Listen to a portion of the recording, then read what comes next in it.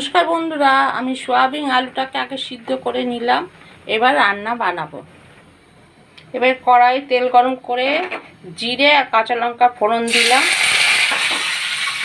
ফোড়নটা হতে দেব।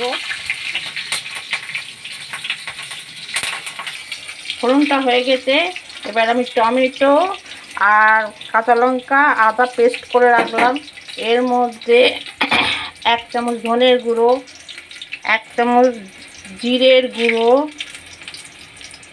1 চামচ হলুদ, 1 চামচ নুন, 1 চামচ কাশ্মীরি লঙ্কার গুঁড়ো, 1 চামচ হলুদ দিয়ে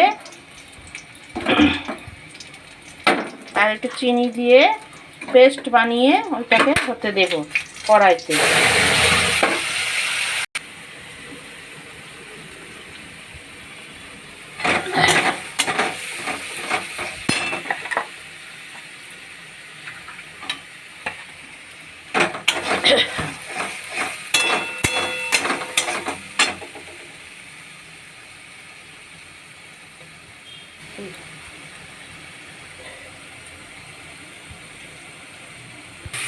সোয়াবিন আলুটাকে দিয়ে কষাচ্ছি।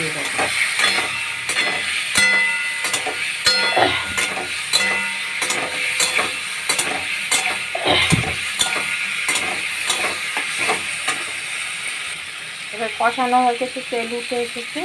এবার জল দেব, জল দিয়ে আবার ফোটাবো। এবার একটু বেশি করে জল দিলাম আলুটা গলার জন্য, দিয়ে এবার চাপা দিয়ে রাখবো।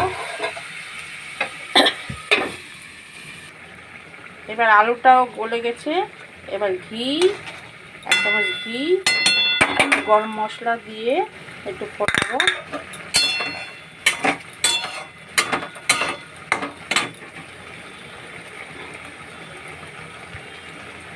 রেডি হয়ে গেল আমার সোয়াবিন আলুর তরকারি।